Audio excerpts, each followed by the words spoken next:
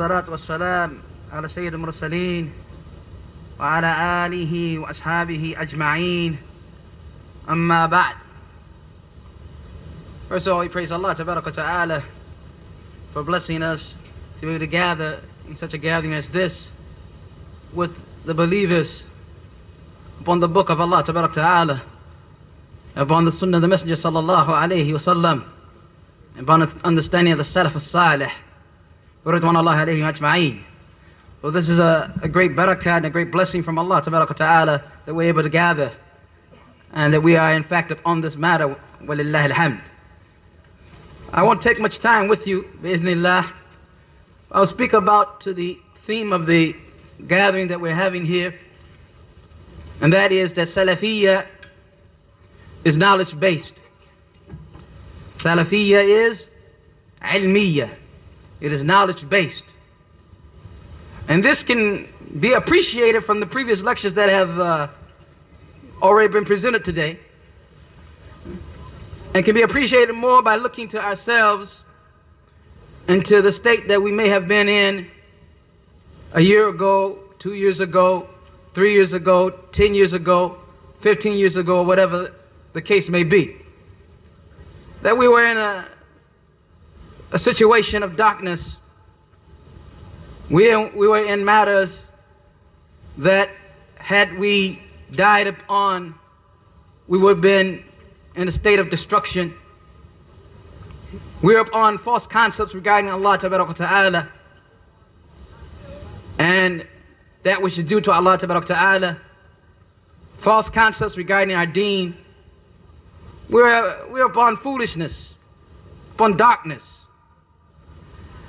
And that the light that Allah Ta'ala blessed to meet our hearts and bring guidance came through this avenue of knowledge, of ilm. And if we really think about it, were it not for the knowledge that came to us or reached us, we would be upon that state that we were on previously, in the case we were upon previously, or the way we were upon previously, or worse than that. So this, if it tells us anything, should tell us that we should not stop at this point. We should not stop at this point. That the matter of the darkness that we are upon and the fact that we're guided to truth through knowledge that came to us, knowledge of kitab, knowledge of sunnah, knowledge of the way of the Salaf Salih, by the grace of Allah, freed us from that misery we were upon and that confusion we were upon, and then brought us to the light that this knowledge should have some weight with us, some great weight with us. And we have, compared to anybody else, should have an understanding of the level of this knowledge, of the weight of this knowledge, of the heaviness of this knowledge, of the importance of this knowledge. Because we can look back at what we was upon. He said once again about the parents, and he advised the parents that the manager of the child is complaining about the children. So we were asked that we know part of this issue is a matter that we have to have good manners and good practice and good etiquettes regarding these matters in general. So we don't want to be a situation where we have the kuffar complaining, and we can take care of our own business, inshaAllah ta'ala. So we will ask the parents, bi'idhnillahi ta'ala, to make sure that the children are where they're supposed to be. To make sure that the children are where they're supposed to be. Knowledge. Salafiyah is knowledge-based. It's ilmiyyah. It's knowledge-based. Salafiyah, as we've heard in previous lectures, it's not a bunch of rhetoric and a bunch of opinions. It's a bunch of viewpoints, mind games, or whatever. It is based upon kitab, wa sunnah, wa fahm al-salaf salih. It is based upon kitab, wa sunnah, wa fahm al-salaf salih. It is qala Allah, Allah said, qala Rasuluh, the Messenger sallallahu alayhi wa sallam said, qala sahabatu, the companions of the Prophet sallallahu alayhi wa sallam said, Kate wa Kate, this and that. This is what it's based upon. It's ilmiyyah. It's ilmiyyah. And this is why it appreciates those who carry the knowledge. those who act upon the knowledge, those who call to the knowledge. It respects the knowledge itself. It respects the words of Allah Ta'ala. Those upon this da'wah accept the words of Allah Ta'ala, submit to the words of Allah Ta'ala, listen to the words of Allah Ta'ala, and obey the words of Allah Ta'ala. Accept the words of the Prophet Sallallahu Alaihi Wasallam, listening to the words of the Prophet Sallallahu Alaihi Wasallam, and submitting and obeying the words of the Prophet Sallallahu Alaihi Wasallam. It's ilmiyyah, brother. It's based upon knowledge. It's based upon knowledge. And there is this issue of that which is obligatory for every servant to study. In Talab al-Ilm, that Bukhari has brought this statement in his Sahih, studying of knowledge is an obligation upon every Muslim man and woman. And there are narrations by Ibn Majah and others. It comes up to the level of Sahih li-ghayrihi, Sahih from support of other narrations, which indicate that seeking knowledge is obligatory upon every man and woman. And in this respect, it's obligatory upon the parents to make sure that the children who are doing a balugh, who are below puberty or whatever, and even those who are under care over that age, should learn knowledge, should learn about Allah Ta'ala, should learn about the book of Allah Ta'ala, should learn about the Sunnah of the Messenger Sallallahu Alaihi Wasallam. Since the tahqiq of La ilaha illallah, Muhammad Rasulullah, is that we worship Allah Ta'ala alone, and we don't worship Allah except with what He legislated, then it becomes apparent that we must have some knowledge about the one that we're worshiping. We must be aware and have knowledge, full knowledge about the one that we are worshiping, which we covered on the Aameen line earlier today. And we must have knowledge about the legislation that we worship Allah with. So upon the servant is to know his wudu, kayfiyatul wudu, the proper manner of wudu, to know the kayfiyatul salah. For what does it benefit him if he knows sarf and balagha and all these high-level areas of knowledge of the Lughat al-Arabiyyah and things of this nature, but when it comes to the issue, basic issues of how do you worship Allah Ta'ala, with what do you worship Allah Ta'ala, well, he has no understanding or knowledge of.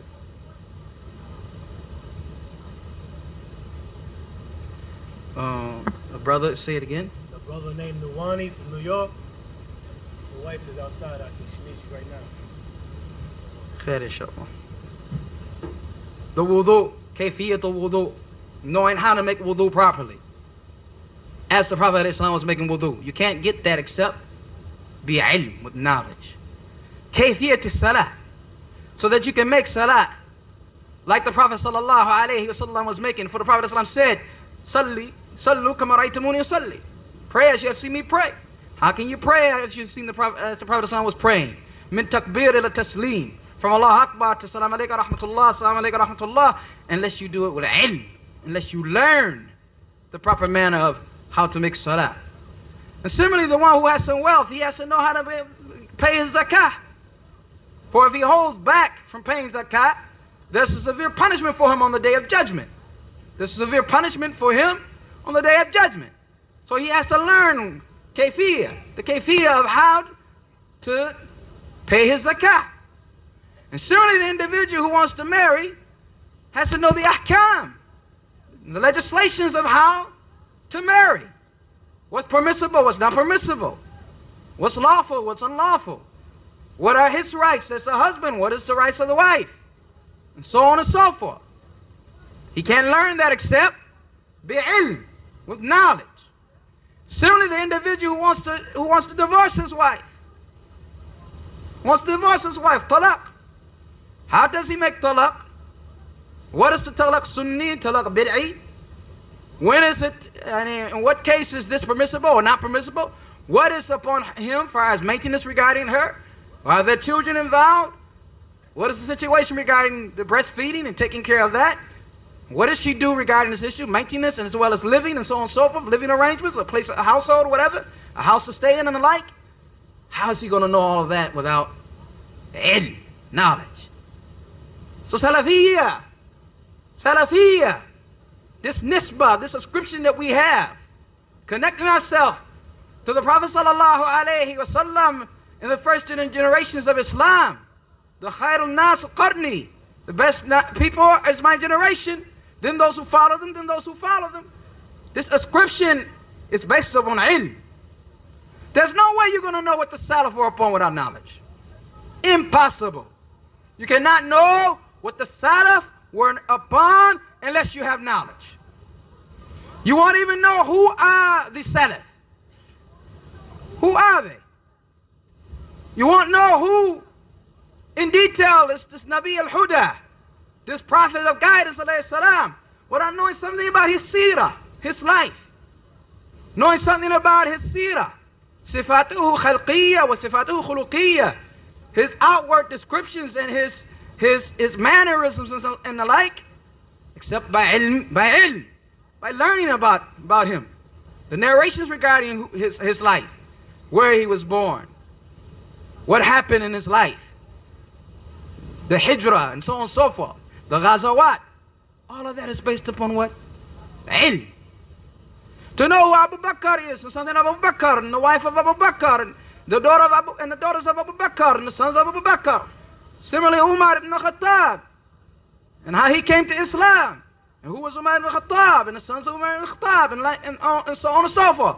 And Uthman ibn Affan, Ali ibn Talib, the 10 promised Jannah. Those who take oath of allegiance to the Prophet sallallahu alaihi wasallam, Bayatul Ridwan, and the like. All of these things cannot be obtained. You cannot acquire them through osmosis. Doesn't come to you by being in some dark room saying huwa, and covering your face. It comes in the ilm bita'allam. Knowledge is through learning. Knowledge is through learning, through seeking it, and through striving for it. This is the difference between this da'wah, this call, and the call of others. This call is ilmiyyah, it's knowledge-based. It's knowledge-based. From how we know Allah Ta'ala and what is due to Allah Ta'ala and the proper understanding of Tawheed and the proper creed and aqidah we should have. You can't learn it, you won't know it, you won't acquire it except through seeking knowledge. So Salafiyah is knowledge-based. And you see, when the more you increase in knowledge, bi'idhnillahi ta'ala, the more taqwa, the more fear of Allah Ta'ala you will have. The more humble you will come. The more it will beautify you outwardly, inwardly, in your characteristics and the like. Knowledge will do that. Salafiyah is knowledge-based. Now, there are numbers of ayat and ahadith that we can mention in this regard. And to be honest, about a conference such as this, you can't get to everything you want to get to regarding knowledge in these issues. This requires a lot in detail regarding the issues. But the ilm, yarhamakallah, is muhim. To the degree knowledge is so important that the average individual would not like to be called jahil, ignorant. Even if he is ignorant, he doesn't appreciate anybody calling him ignorant. When the waqi', the reality is he might in fact be ignorant, but he doesn't want to be called ignorant. And this is why they say, Ali ibn Talib used to say, kafa bil ilm sharfan. It's enough of a nobility for knowledge, an yad'ihi man la yusiruh, that the one who claim that there are people who claim it who don't really have that knowledge. Wa yafrah, and he's happy idha nusiba alayh, if it's connected to him that he has knowledge. And it's enough for ignorance to be seen as blameworthy, that even the one who is in fact ignorant doesn't want to be called ignorant. You get his point? That is enough of a virtue of knowledge that even people who don't have knowledge want to claim it. And happy when you connect them to knowledge. And a brother has some knowledge, and he's ahmaq al-nas, most foolish of people. Right? The brother has some ilm, when in reality, ajhal al-nas, the most ignorant of people. But he would like it to be said that he has knowledge and connected to knowledge, even though he doesn't have it in reality. So this shows the nobility of knowledge, is what Ali ibn Talib is saying. At the same time, it shows the blameworthiness of ignorance, that even the guy who is in fact ignorant doesn't want anyone to call him ignorant. He's ignorant as all outdoors, as they say, but he doesn't want to be called ignorant. And how can the importance of knowledge not be understood? How can it be obscure to the students of knowledge and the scholars when he reads such ayat as هل يستوي الذين يعلمون والذين لا يعلمون? Are they equal, those who know and those who do not know? Are they equal, those who know and those who do not know? And he hears the statement of Allah. شهد الله أنه لا إله إلا هو وملائكته وأولو العلم قائما بالقسط. Allah bears witness that none has the right to be worshipped except Him, and the angels and those who have knowledge, who establish it with justice. لا إله إلا هو. None has the right to be worshipped except Him, Al-Azizul Hakim, the Almighty, the All-Wise. Here Allah Ta'ala has mentioned His witnessing, and then He mentions the witness of Ulul Ilm, the people of knowledge, with the witnessing of the Malaika, the angels. The witnessing of Allah, the witnessing of the Malaika, is mentioned with the witnessing of who? Ulul Ilm, the people of knowledge. And the Prophet Sallallahu Alaihi Wasallam has informed us about this matter of knowledge. How can we not know the virtue of knowledge when the Prophet ﷺ has said, Man salaka tariqan yaltamisu fihi ilman. He who takes a path seeking knowledge, sahalallahu bihi tariqan ila jannah. Allah will make easy for him the path to Jannah, the path to paradise. This is achieved through what? Through ilm, through seeking knowledge. It is a durura, it is a necessity to have knowledge. Since our basis of our life is to worship Allah Ta'ala alone, and la yu'bad Allah, not to worship except Allah, and to only worship Him in a manner in which He has legislated. You can't do that without ilm. This is the meaning of La ilaha illallah, that we worship Allah, La ilaha illallah, Muhammad Rasulullah, that we worship Allah Ta'ala alone, and that we worship Allah only as Muhammad was worshiping Allah, only with the shara, only with the legislation. This cannot be done without ilm, without knowledge. And this is why Imam Bukhari, and all of you are probably going to say it by heart with me, he has brought Babul Ilmu, chapter knowledge, قبل القول والعمل, before every statement and action. لقول الله تعالى, because the statement of Allah is exalted. فَاعْلَمْ أَنَّهُ لَا إِلَهَ إِلَّا اللَّهِ. Know, and the K-N-O-W, you must know that there's none who has the right to be worshipped except Allah. Surah Muhammad, verse 19. فَبَدَى بِالْعِلْمِ. He started with knowledge. وَأَنَّ عُلَمَاءَ هُمْ وَرَثُ الْأَنْبِيَاءِ. And the scholars are the inheritors of the prophets. وَوَرَثُ الْعِلْمِ. They inherited ilm, knowledge. مَنْ أَخَذْهُ أَخَذْ بِحَظٍ وَافِرٍ. The one who takes it has taken something great and bounteous, something massive. He has taken something great. وَقَالَ جَلَّ ذِكْرُهُ إِنَّمَا يَخْشَى اللَّهَ مِنْ عِبَادِهِ عُلَمَاءَ. Verily those who truly fear Allah from His servants are the scholars. وَقَالَ وَمَا يَعْقِلُهَا إِلَّا الْعَالِمُونَ. And no one can really understand it except those who have knowledge. وَقَالَ لَوْ كُنَّا نَسْمَعُ وَنَعْقِلُ مَا كُنَّا فِي أَصْحَابِ السَّعِيرِ. And the people of hellfire will say, if we had intelligence or if we had listened, and if we had knowledge, we would not be from the people of the inhabitants of the hellfire. And Allah says, هَلْ يَسْتَوِي الَّذِينَ يَعْلَمُونَ وَالَّذِينَ لَا يَعْلَمُونَ. Are they equal, those who know and those who do not know? وَقَالَ النَّبِيُّ صَلَى اللَّهُ عَلَيْهِ وَسَلَّمَ. He said, alayhi salam, مَنْ يُرِدُ اللَّهُ بِهِ خَيْرًا يَفَقِّهُهُ فِي الدِّينِ. He who Allah wants good for, He gives them fiqh fi ad-deen. وَإِنَّمَا الْعِلْمُ بِالتَّعَلُّمِ. And knowledge is through learning. These are ayat and ahadith. Ayat and ahadith talking about knowledge. Abu Darda radiyallahu anhu said, or Abu Dhar, if you were to place a sword on my throat, shara illa qafahu, his throat, and I think that I can say some words that I heard from Muhammad sallallahu alayhi wasallam before you're able to slit my throat, then I would say it. The importance of what? Ilm. وقال ابن عباس رضي الله عنهما كونوا ربانيين. Be you Rabbaniyin. Rabbani, scholar. Scholar donated to the scholar connected to the fact that only for the pleasure of Allah Ta'ala. A scholar that teaches individuals small matters first before taking them to the larger and more deeper issues. Hulama, people with hilm, forbearance. Fuqaha, people of fiqh. Al-Rabbani الذي يربي الناس بصغار العلم. The Rabbani scholar raised the people up on the minor issues of knowledge, qabl kibarihi, before it's the major issues. These are statements that Bukhari brings fi kitab al-ilm, in the book of knowledge. All of this to show the importance of knowledge. All of this to show the importance of this issue that a Muslim is required to know. Of course, what a Muslim is required to know, first of all, is that which is fard, that which is wajib. Imam Malik rahimahullah, when he was asked, what should the Muslim know? He said, that which concerns his night and his day. That which takes up his night and his day. What you have to do at night and what you have to do at the day of ibadat and worships, this is the knowledge that you must have. This is the knowledge that you must have. Any other types of knowledge or the other means of knowledge are called fard kifaya. Whenever ilm or knowledge is talked about, when we talk about in this manner, understand that we're talking about ilm al-shara'i.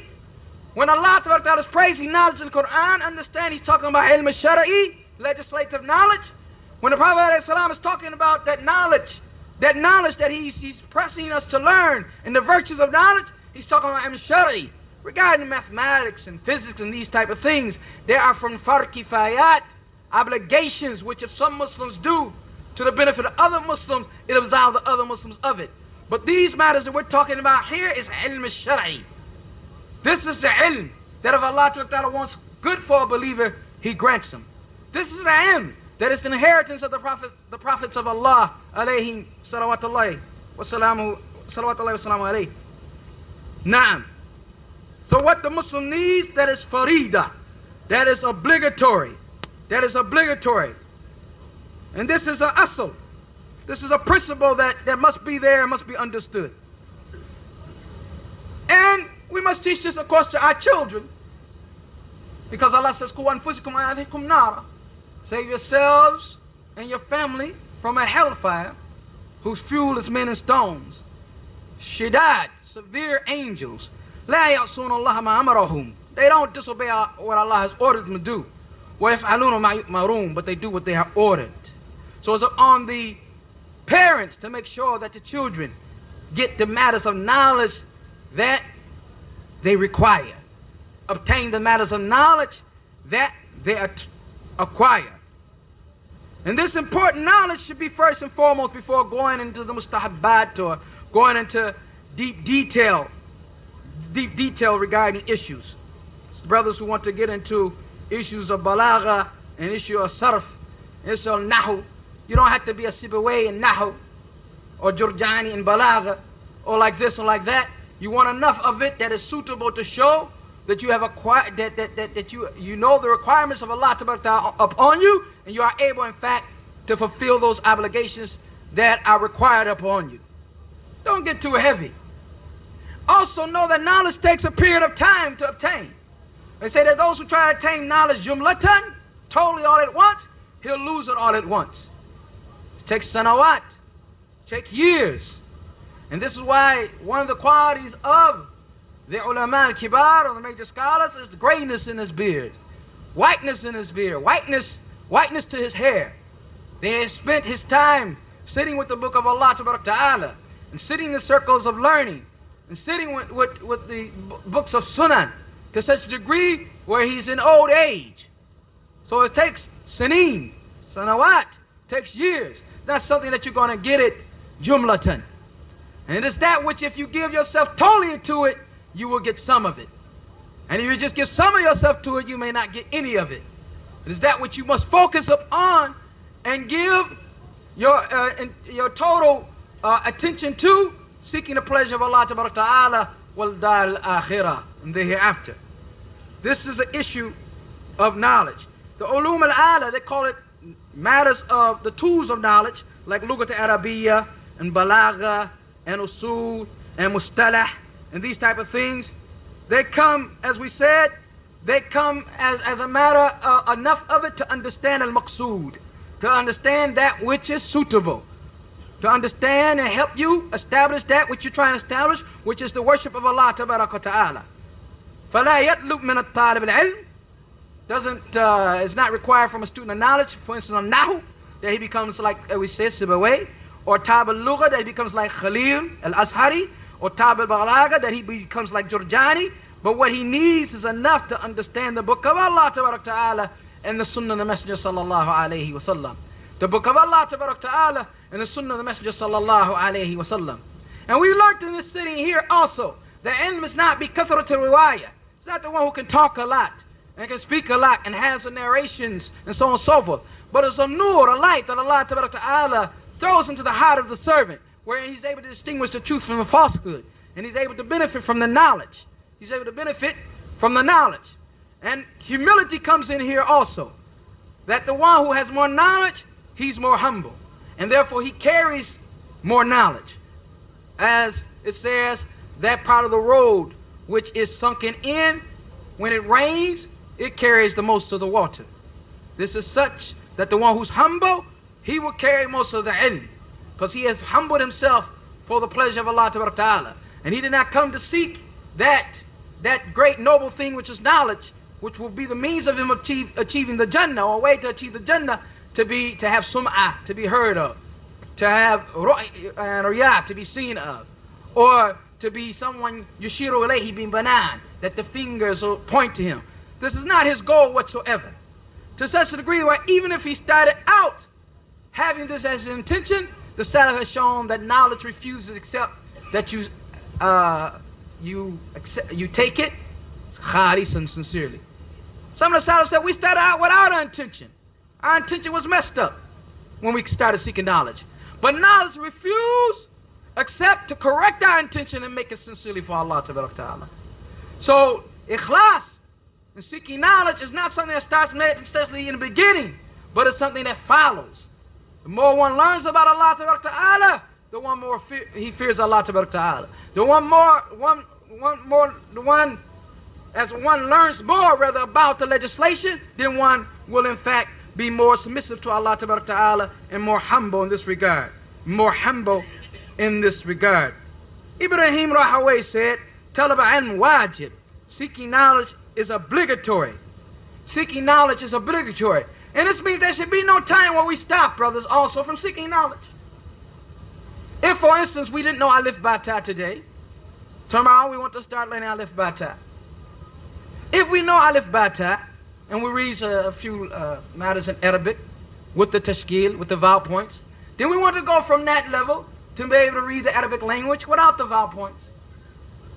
And if we have some knowledge of the Arabic language, then we want to go further into the books.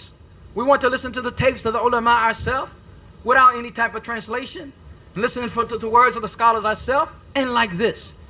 It is a progressive situation constantly. Salafiyyah is knowledge-based.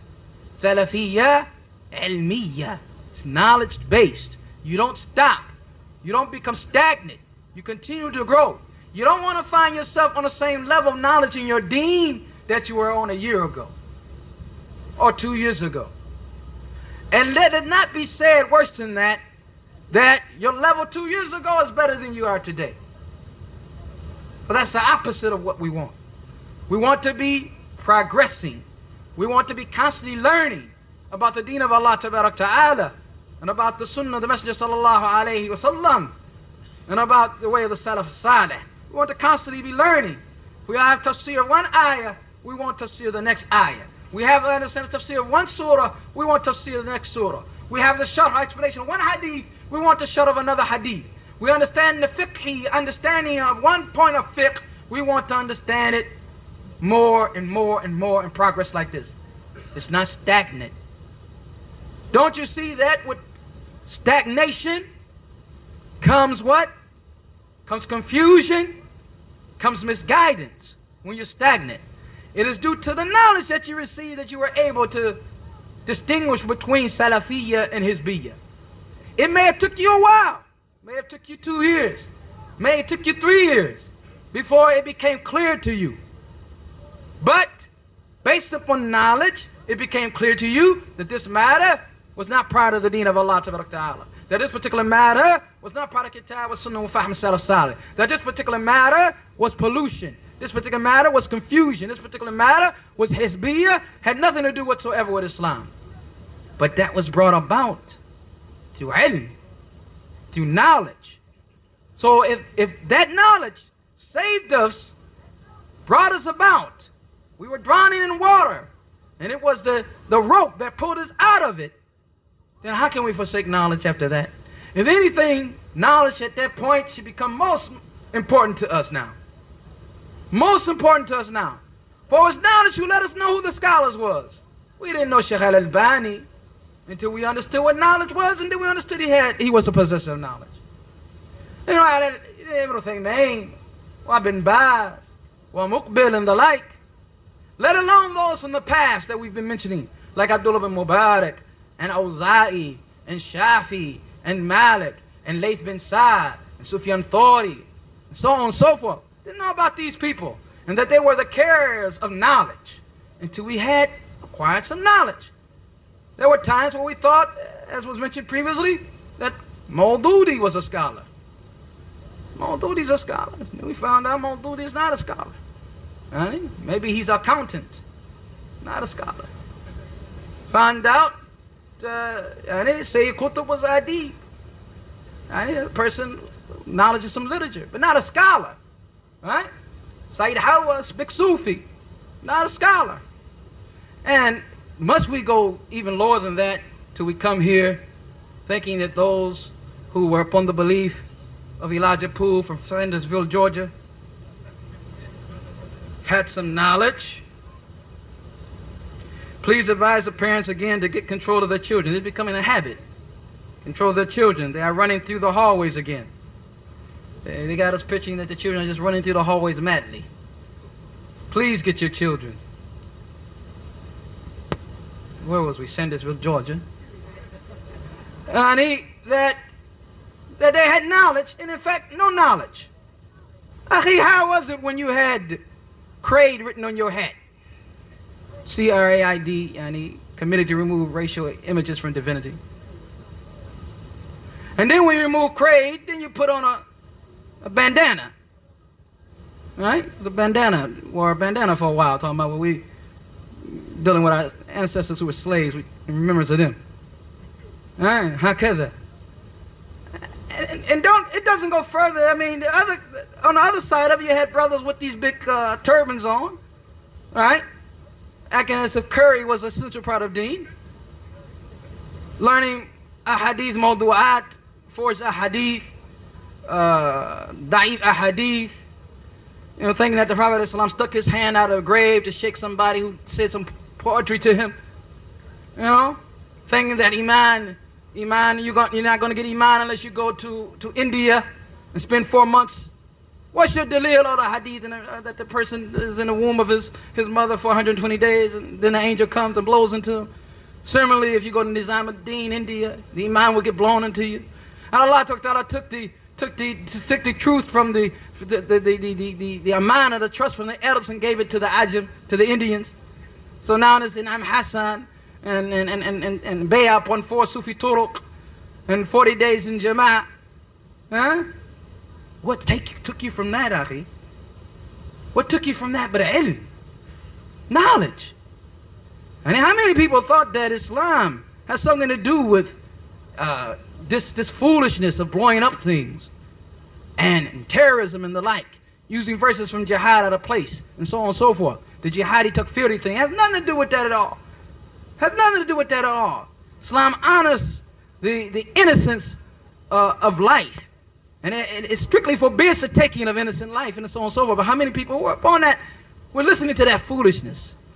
How many was into Abaya, had oath of allegiance? So some man upon in America that they thought was the Khalifa, and maybe 13 or 14 or 15 or 20 different communities and whatever, you know, forgetting all about the hadith of the man should be from Quraysh, and forgetting all about the situation of him, this individual not even having the correct aqeedah and the correct minhaj and the like. Oath of allegiance and bay'ah upon this, and they are jama'ah, and everybody outside of the jama'ah is off and out the way, have nothing to do with them. Not to forget also the callers to the original Arabs, and we're the original Arabs, and everybody else is something, and something else. I don't know if you guys know that around this area. I think you do. Allahu musta'an. Baytul Quraysh, or Baytul Kada, or Baytul Kada. Anyway, the point of the matter is, ilm. Knowledge was that which was brought to individual and freed them from all of that. Knowledge of that took you from Ikhwaniyya, Ikhwan Muslimin to Salafiyyah. Knowledge of that, knowledge took you from Tablighiyya to Salafiyyah.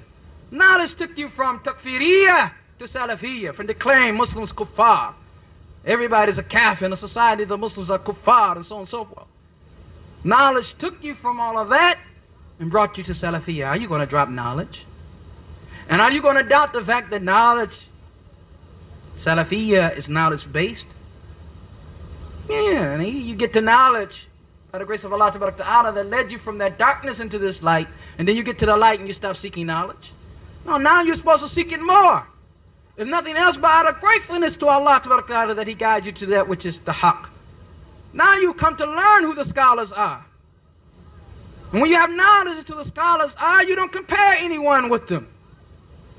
You know they're not ma'soom. You don't even have to say that they're not perfect. But we don't say it for fear of those who say it mean something else by it. I mean, so, put them on a level where you don't have to even listen to them. No. They are the ulama, are the inheritors of the prophets of Allah. It was said by Mustafa sallallahu alayhi wa sallam.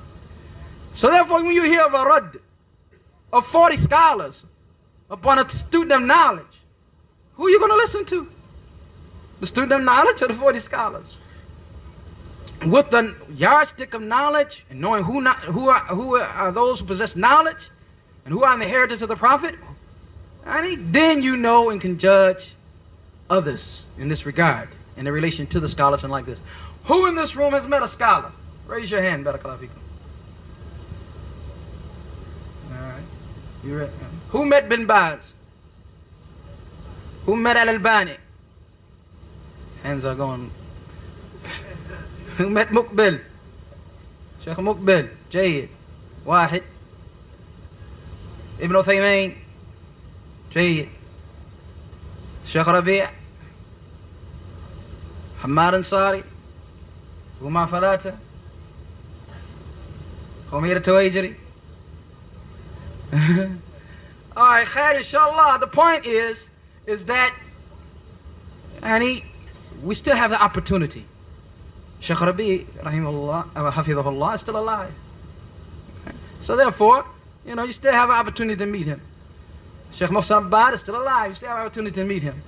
Some of the brothers have met Sheikh Muhammad al-Banna and visited him and so on and so forth. Meet a scholar. Benefit from the scholars. Hear the scholars. Watch the actions of the scholar. The manners of the scholars. Akhi, he's a madrasa on wheels. He's a school on wheels. You learn so much from those sittings. And you appreciate so much.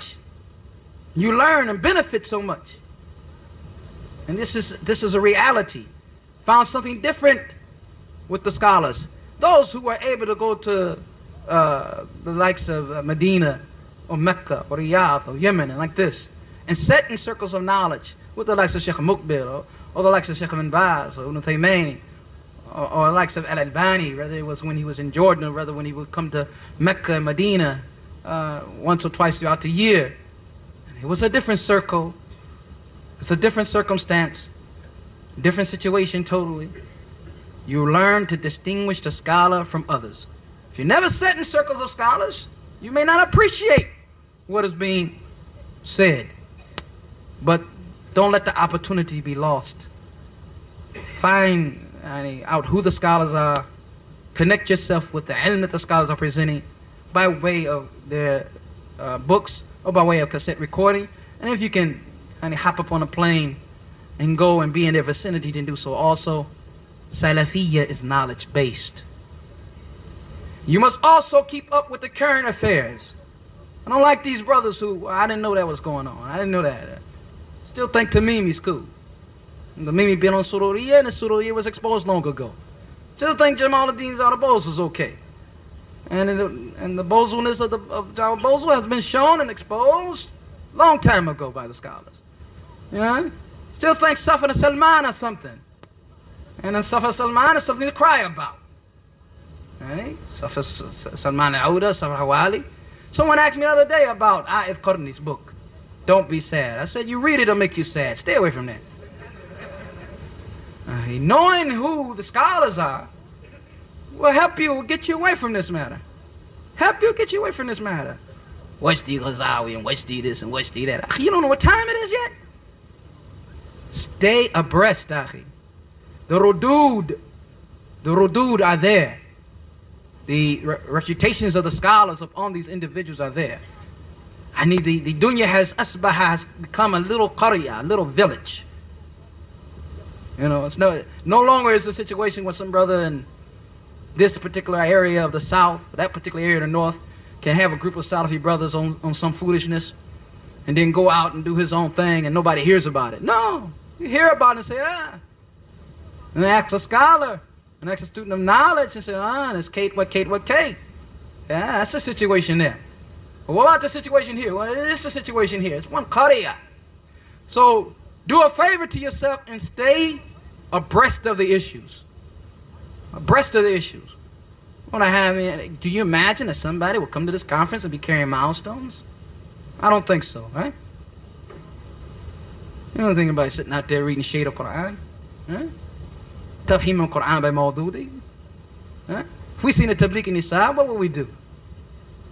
Turn this place out. Now, I think the point of the matter is that knowledge saved us from all that, and a continuation of knowledge will make the matter clearer and clearer and clearer, so that those who live will live upon clarity, and those who die will die upon clarity. هذا وصلى الله على نبينا محمد. See, that I find something else I need to study that equally important. Example, I start studying Arabic, then it's presented to me that the three fundamentals are more important. Then I find I don't know everything about my prayers, and then the Shahada, and like this. Where do I start? Of course you start with Tawheed, but to me, in different matters of knowledge should not prevent you from seeking them simultaneously. I mean, you know, sitting in a circle learning Alif Bata, you know, and learning basic Arabic. How is that going to prevent you from sitting somewhere and learning Usul al-Thalatha?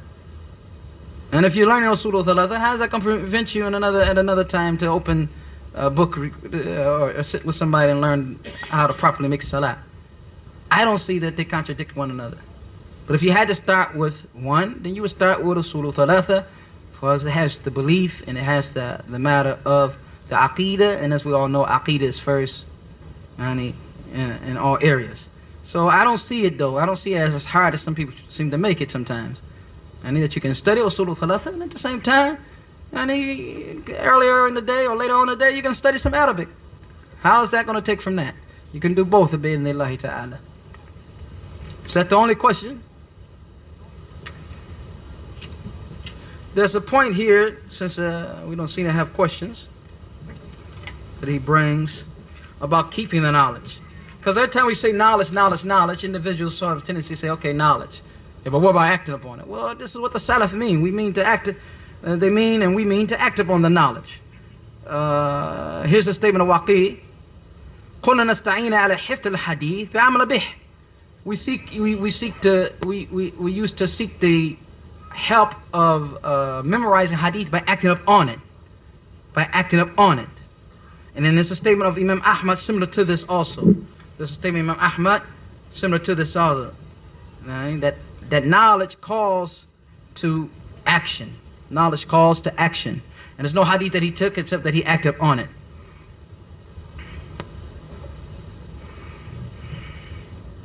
And brother's asking about Ibrahim Dawaish. And he's a caller, he's a talker. Sheikh Ubaid has refuted him. He's one of those ones who gives a lot of qisas, stories. The general refutation of the scholars regarding these individuals. There's a lot of people who are storytellers. You know, don't care whether it's da'if or sahih or whatever. His biggest claim to fame, I think, is a tape called Hub, or Love. You know, talking about the love of the husband and the wife, and the love of this, and the love. And alhamdulillah, for Sheikh Ubaid, he responded to this love and he refuted the tape. But anyway, Ibrahim Dawaish is from that type of people, individuals who talk and say a lot of stories, storyteller. خير إن شاء الله. خلصنا هذا وصلى الله على نبينا محمد.